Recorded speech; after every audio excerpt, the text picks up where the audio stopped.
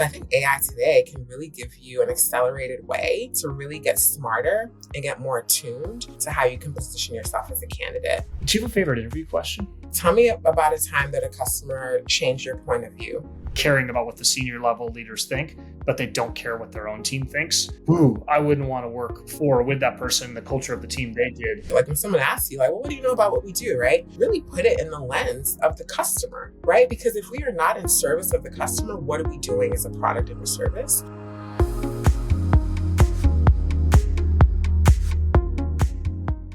Welcome to How I Hire, the podcast where we talk with senior go-to-market leaders about how they find, vet, attract, and grow new talent.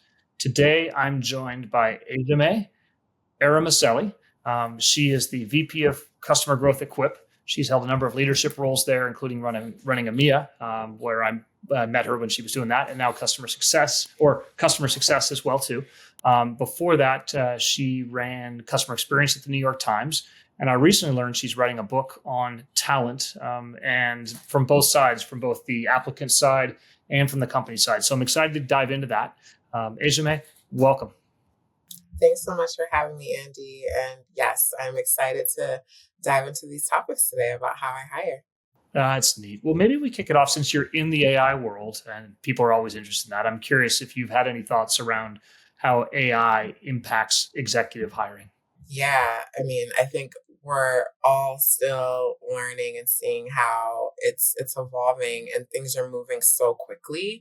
But I think what AI, at least what I'm seeing, what AI does, and let me take the lens again of maybe a few of the different personas, the candidate experience, companies doing the hiring, and then maybe even a third of external recruiters, right? Like that's kind of the ecosystem of hiring. I think for candidates, it's such a supercharged ability to do your research, get really down to how you understand how you may add value to a particular company or to a particular role. It's actually something that I delve into in my book around fit, where there's kind of three dimensions. There's how good of a fit are you for the specific role and the responsibilities you're asked to take on and the core objectives you're asked to move forward with, the team itself, how structured or unstructured, how large the team is, and then finally the company. So what is the size stage, the product they're selling their customers? So I think AI today can really give you an accelerated way to really get smarter and get more attuned to how you can position yourself as a candidate. A friend actually shared with me just a few days ago some new prompt around how you can really get deep research and insight about a particular person. And so think about, if you're going to meet with a recruiter or meet with a hiring manager, really starting from that point of view and really being able to go deep quickly. I think for companies, you hear all of this about AI recruiters. The human touch, I think, is still going to be there. But I think what companies are challenged with these days is just kind of cutting through the noise and getting and surfacing the best talent in general. I'm really interested to see what happens there in terms of being able to screen and being able to pinpoint and fine tune an AI that really gets you the surface level, who those best candidates are. And then I actually haven't thought about AI for recruiters, but I think kind of maybe the same vein in terms of being able to understand your network, be able to see who are those people maybe talking about things, or who are those people that might have some skills that you might be looking for more broadly in the market. Be really curious to see how that plays out. Yeah, I think both sides are kind of, we're just still in the early stages of figuring it out. I think it's causing both smarter, more targeted, but also messy at the same time. Right. You talked about fit, and I know you've been thinking a lot about that with your book. I'm excited to dive into it. You named the three areas, role and responsibilities, which I think is probably the easiest to evaluate. You can look at a resume and you can say, have they done the job before? Right. But team and company, I'd love you to go a little bit deeper in terms of both of those of how do you evaluate that when you're hiring somebody onto your team? Yeah. So how they're a good fit for our team and our company. Yeah, there are a few ways to think about it as a hiring manager. So team, I think we need to be honest with the maturity of our teams. Right. So again, I've been running customer success customer experience teams, do you have the core processes in place? Do you have your customer journey mapped? Or are you still kind of early in that process, right? Mhm. Hiring for someone that's going to help you build that process versus hiring for people that are going to help you operate and implement and maybe refine that process are two totally different types of people that you should be looking for, right? So I think an honest conversation of like, what is the maturity of our organization around process, around our tools that we're using to be able to achieve certain outcomes is a critical first step. And then to your point of drilling then down to the skills, optimizing for people that can bring skills like being able to craft new processes, kind of like work with ambiguity, would be something to focus in on. I had a manager that said, imagine you're standing in the front of a jungle. Are you more comfortable with a machete or a map? Right? Like being able to identify, like, who do I need for my team right now? And then from a company perspective, there are a few dimensions there as well, because, are you working at a large organization that is $1 billion in revenue, or are you, a series B company that, is just still trying to find product market fit? The other dimension is, who are the customers are you servicing, and who would this person be responsible for working with? Very senior enterprise customers, or more small business SMB type managers. So being able to really understand kind of like, what at a company level do we need? Who are the people that are going to be successful in this role based on what our needs are? Is a sort of the team and the company fit as well. That I think is essential for hiring managers to take a critical look at, to be honest with themselves. We all say that we want rock stars and ninjas to come in, but I think, yeah, you can still find that. But the way you find that is to really refine and be honest with where you are organizationally. I love that. How do you think about like the style of the team, the culture of the team, right? Like some are direct That's and a big in part of front it. Yeah. versus more subtle and passive aggressive. It's like it's probably hard for companies to. It's probably hard for some Well, companies I to. would say that's not good. If you're passive aggressive, then maybe you need to work on that first. Yeah, true. But No, I I mean, get what you're saying though. I think some There's companies different. may not even Yeah. like. How do you assess that with a candidate? Do you put them in settings to be able to collaborate with the team and get to know the team, or how do you think about that? Yeah, well, I think it starts by what you're saying first, is like understanding like, what is the culture internally, right? And like a lot of candidates ask that question as part of the hiring process. It's like, what is it like to work here? What is the culture? Be honest about it, right? Like based on your size and stage, if you have a tendency to, move very quickly, move with urgency, right? If you over-index for people that are more action oriented, like tell stories about that. And once you identify those elements of culture, and really that manifests in terms of behaviors that are rewarded, right? Once you identify that, then being able to, as you mentioned, craft an interview approach and an interview strategy that gets at that. Whether that's role playing, whether that's a take home case study, whether that's, I think you brought a great example, putting them actually in an environment where maybe they can like work with the team on a project. I know that's a lot of time investment, but really having the ability to see how they would act and react in those particular situations will help you then map to the specific behaviors that are indeed part of what makes up your culture. But situation interviews, behavioral types questions can also get at that as well. Yeah, I love that. One you didn't touch on, I'm curious, is like who you work for or like who works for you, right? Like I look at it and I say, I have a style for myself. I'm going to put it out there in my user manual so people can figure out like, do they want to Yeah. work with Andy or not? So if somebody's interviewing with you, like there Yeah. is the Ejieme, like what is her style like and how do you work with her? Like how do you communicate your personal leadership style and how do Yeah. you filter out for people that don't fit with that? Yeah, I love when candidates actually ask that question. It's like, what is your leadership style? Right.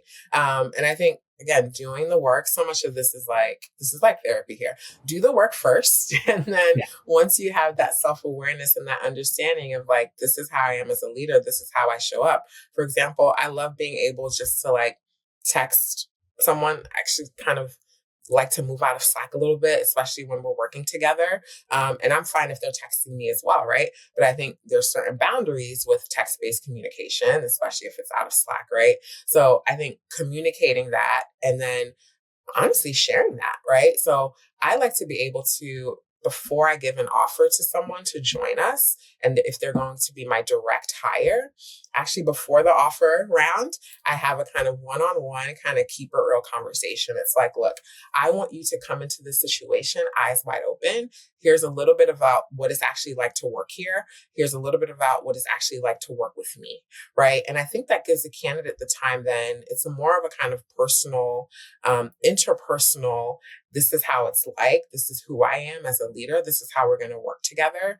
Give them an opportunity, one, to ask more questions so that they can also qualify themselves in or out, but also to give them a bit more of a day in the life of here's how we'd be working together. So I think it's really important. I have honestly made the mistake in hiring in the past where, it was all sunshine and rainbows. It's like, it's going to be great.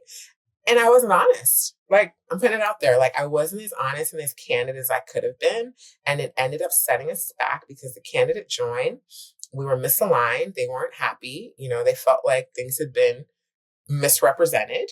And then we had to start from scratch. So how much time was wasted, both on our side and on their side too, in terms of not having those honest conversations up front? I think I'm seeing this today where we're a fully remote company.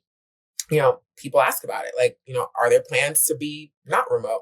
No, because we're all over, right? But I think, not being honest about some of these elements only sets you back in the future.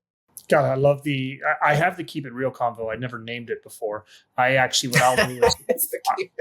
I've Yeah. written my own user manual. I put it on LinkedIn, and when I get Yeah. to that point, I will literally send it to them. I was like, please review mine. If you Yeah. want to write yours, I I'll read actually yours. just Yeah. I just wrote mine or I keep refining it, but like, yeah, I have like 80% of it down as well. I'll give another example. So when I transitioned from the New York Times to a Series A 30-person startup in New York, I had never done that before, right? I came from Accenture, PwC, some of the largest, services organizations in the world. And this was my first startup job. My CEO at the time, Christian, I still remember this because I'm not far from where he took me to lunch. We went to the Smith in Nomad and he sat me down. He's like, look, you're phenomenal. You're amazing. You've done some really cool things. We think you'd be good here. But he was like, I've never hired someone who didn't have startup experience before. Yeah. And I'm concerned that you're going to come in, look around and be like, this is a zoo and you're going to be out the door. So he's like, let me help you understand what it's like to work in this environment. And he had to keep a real conversation with me over lunch. And this is before he gave me an offer. He's like, how do you feel about that? Right. And I then was like, you know what? Give me some time. Let me think about it. Cause I was leaving the New York Times. Right. I was like, let me really evaluate if this is something I want to do.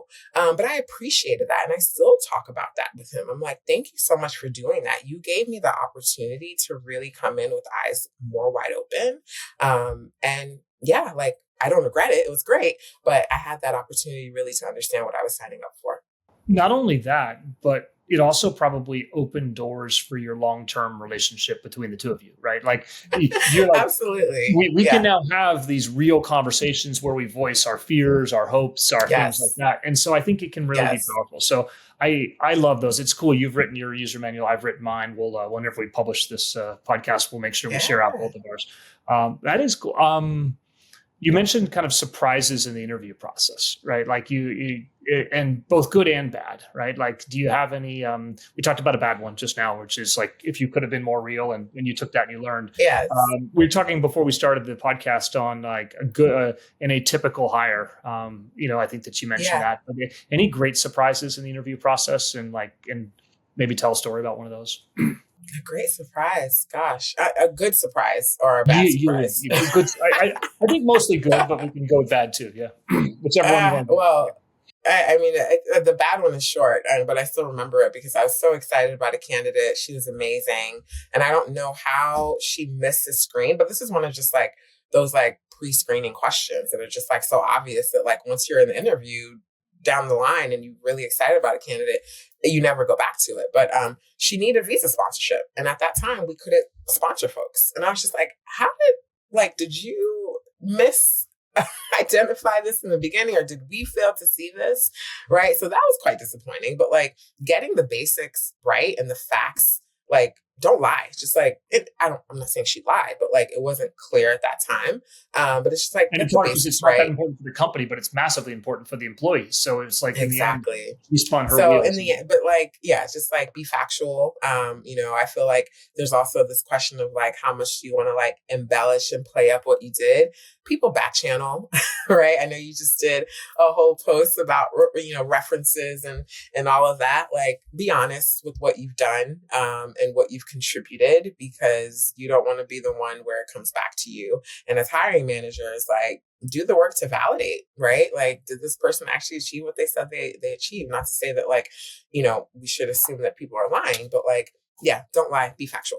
And I think a good surprise in the interview process is, yeah, hiring for atypical hires. I think maybe I just always have had a soft spot for that because I have been an atypical hire, right? So, like I said, came into tech very early stage without that experience. But what I looked at and indexed for was some core competencies. And that's actually how I got my first VP role in tech is, look, I had done management consulting for a decade and I applied the core competencies of things like leadership, relationship development, technical understanding, business acumen to say, these are what I think the dimensions of a good customer success leader are. They're actually quite similar. And here's what I've done to kind of prove that. So I've always kind of anchored on what are those core capabilities that, you have to look for and identify that people have done, the skills that are transferable that they've been building, the other things in terms of the product itself or, the type of customer, those things can be learned on the job. What are the things that for the role, for the context that you're in, you want someone to bring to the table? So I've always been quite, I think, pleasantly surprised that that still held true because those core principles, have still held true. Yeah, I love that. That is it is so powerful. I think the atypical or the surprises are the most amazing and the most fulfilling if you can Yeah, if you good can find it. surprises are good. Bad Yeah. surprises are bad. So how does somebody break through in the interview process to you? How do they stand out, or in the you've got a role and they're trying to get to you? Like how about both of those? Yeah, so I've had a few hires that have really rose to the top in the process. One in particular was really able to articulate the problem we solve for through the Hmm. lens of customers, right? So we do customer work. I try to hire for people that are curious and that puts the customer first. So one of the questions I always ask is like, well, what do you know about Quiq and what we do? And people usually like, okay, you're a product that, does asynchronous messaging and you do agentic AI. And I'm like, okay, yeah, we do. Yeah. I mean, that's not a wrong answer. That's absolutely correct. Like they understand the product.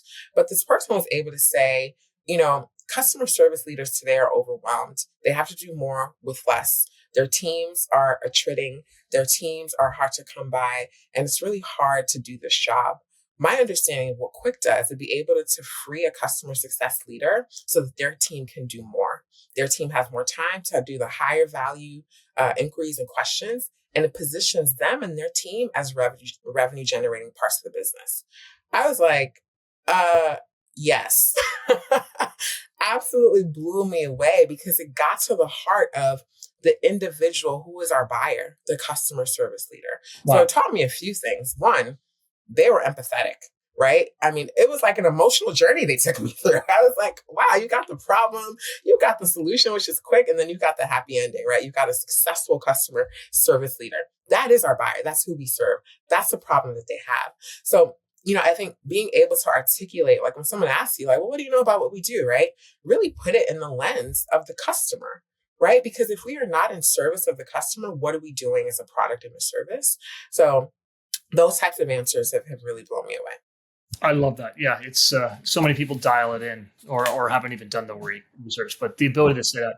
Another one I always love is in your own words, explain the role you're interviewing for, and I love that. Yeah. and it's especially fun when you're not when you're the hiring manager, you're the manager of the person hiring. And Yes. so you get to be the end and you get to see what they've learned and how articulate are they. Yeah. But that's And you get to see like where they focus in on, right? Like, are they focusing on like, here are the metrics I'm trying to drive? Or are they focusing on kind of like the day-to-day responsibilities, right? So it helps you gauge kind of like how they think as well. yeah, yeah, exactly. I love it. And also how concise they are in their thinking. That's right. Do you have a favorite interview question? Favorite interview question. Well, I like the really open-ended ones, right? So like, tell me about what we do. One that I also like to ask about kind of like, how they work with difficult customers in general, right? So like, I mean, inevitably working with customers, you're going to have challenges with, getting them to agree to something or, getting them to, work with you on a bigger problem. So, really understanding kind of like how they work with customers. I think one related to that, because especially in our space, so one that I'm starting to ask now is, tell me about a time that a customer changed your point of view. Hmm. Because it really is about, we don't always have all the answers. I think, if anything, some of my rub with moving from consulting to product and tech oriented companies is like, we always think we're the smartest in the room. And don't get me wrong, we are very smart people. We have very smart people, but our customers do as well, right? So, can you take customer feedback in a positive and constructive way? When has a customer changed your mind about something, and what was it? So yeah, that also kind of hints at, a customer mindset and empathy as well. I love that. When has a customer changed your mind, right? Like nobody's going to have a pat answer for that one. And like, it's because they're going to have to think back. Yeah. I like it, but I find like it stumps people too much. I'm like, sorry. And sometimes people are like, well, I don't have an answer to that. And I'm like, that's fair too. That's okay. Whenever I interviewed like support people moving into like other roles, I would always ask like, what's one thing you would want to wave? If you could wave a magic wand, what would you Yeah. change? And like, they're like 2/3 of people take themselves out, right? Like they're just not good.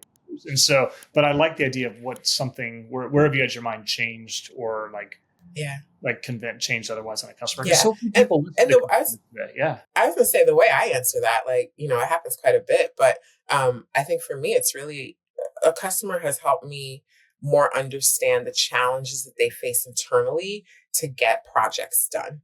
Right. Mm. So I think we come in, we're small, scrappy, move fast, break things, startup, but we serve enterprise. So like I'm constantly reminded and constantly taught by my customers the amount of work, analysis, change management to make this stuff happen. And so what I'm continuously learning is that we're actually in the business of like delivering change to these large organizations. So what are the ways that we can be more effective at that? So yeah, that's how customers change my mind or help me learn every day. I love it. Not just give your best interview question, but also give the best answer too. So, people, if you're interviewing with Ejieme, like, don't watch this. Everyone else, please do. The we did, as you referenced, we were just writing an article and posted it yesterday or today actually on references. I'd be fascinated, like, how do you do references? Like, do you do references, and how do you think about that? Yeah, I like to do references. I love when it's a back channeled reference though too. But yeah, before we give an offer, I have to keep a real conversation. One, Mm-hmm. and I have the, can we chat with a few of your references? I usually ask for someone that's been their manager, and a peer. If it's someone that is in a people manager role, then someone also ideally that has been on their team, which I think is maybe a different approach. But I do like to see and gauge, how are they as a manager? They can say all the things to me, but how are they really when it comes to day to day people management? And in that conversation, it's really, how have you worked with this person? What are their superpowers? What were some of their areas of development? I do spend like maybe 2 to 3 minutes describing our company, what we do, and the role, and just saying, we're really excited about this person. Like, with that context, is there anything else that you want to highlight? Anything else I should have asked about? So, they're usually 15, 20 minutes. Obviously, if you're asking someone to give you a reference, hopefully they're selecting folks that are going to give good references. I have actually had a handful that's like, yeah, I'd be concerned about this, this, and this. And they were legitimate concerns. So I appreciated that honesty. But again, the back channel references are where you can kind of get at the heart, it's people that are not hand selected by the candidate themselves. I love it. What you just referenced made me think of something, which is I don't just ask for people who managed them, but also who they managed. Oh, yes. I literally got a text from my old boss today. He's like, I'll put you down as a reference. I'm like, great. Yeah. But I think somebody said me something else really interesting in the last couple of years, which was there was one person, they said they're amazing at caring about what the senior level leaders think, but they don't care what their own team thinks. And I was like, ooh, I wouldn't want to work for or with that person, the culture of the team they did. And so I think the idea of I'd never insisted upon reference from somebody who worked for you before, but I feel like after your comment, one other comment, and then that concept, I'm like, yeah, I would want to know the culture of the team that this person's building, right? Are they two-faced, up versus down, or something like that as well too? The other one that I think is interesting, especially for team leads and people managers, and I've not done it yet, but I've been drinking a lot of the Kool-Aid of team first and team one, and how you as a leader work across the different functions organizationally. And I think especially in customer success, post sales, post acquisition teams, that's critical to our job. So I want to also start, how many references can you ask for? But someone that is a peer, right? To see how do you work together to move these objectives forward? How is this person collaborating with you? Because I do think that I've seen examples of really strong people managers, really strong upward managers, but kind of are elbowing and knifing everyone to get there. And that's not good either, right? So that's another dimension of how team first and team minded are you as well. I love that. I got to write that down as well too. So say you've got somebody hired. How do you make them as successful as possible? In the first month, 2 months, whatever it is. Do you have a tactic, a strategy? I throw them in the fire. Good. Yeah. That's part of it. No, I think, so I have an onboarding template that I've been using for a few years now. And it's essentially, here's where to find all the things, here's the standard, where to go. Here's some of training materials. But I spend a lot of time for that role. Going back to that kind of team first, how you work across the organization. And I write basically the people that they need to kind of meet and topics that they should be talking to this person about. So I kind of give them a head start of so let's say the director of customer success I hired, this was, hey, here are the 3 people on the product team. Here are the 3 people on the marketing team. Here's the context of their role and how I expect you to be working with this person, right? So it gives them a bit of a head start in, okay, everyone does grab 15 minutes, you're new to the team, walking on board. But I find that those conversations go one or two ways. One is just hi, it's a just general introduction, which is nice. And then it's yeah, this is what I'm going to do. Nice to meet you. And there's no kind of structured approach to here's what my job is going to be. Here's how I envision us working together. What's the cadence of this relationship? How do we make sure that we're driving to mutual outcomes? It's not as structured. So what I like to do is kind of give a starting structure to those conversations. 3 to 4 bullets. Here are some topics I would suggest you talk to this person based on how I envision you working with them. That's amazing. I never thought about that before. I'm learning so much on this thing. It's just neat to see how you think about it. What questions haven't I asked you about talent and hiring? I know how deeply you think about it that I should have asked that run through your mind. Yeah. One of the things I'm actually dealing with right now. So maybe let's workshop it a little bit. So I had my junior account manager, decided to leave, go on to greener pastures. He spent many years here. He grew up as an SDR. We promoted him to a junior AM. So it was time for him to go and do different things. But now that book is kind of our long tail of customers. I am really evaluating better leveraging automation to handle some of those tasks. But where I'm challenged is that it's not a full-time job anymore, potentially, if I'm automating many of these touch points and these interactions. So I'm like, I designed what I would like to be basically a unicorn. And I'm being very honest and very, very self-aware that this person likely does not exist, but I've kind of created a junior AM plus kind of like meets RevOps person. I And love I'm it. like, Honestly, I see that all the time, which is yeah, CS and account managers yeah, saying like, I've decided I don't want to be customer facing for the rest of my career.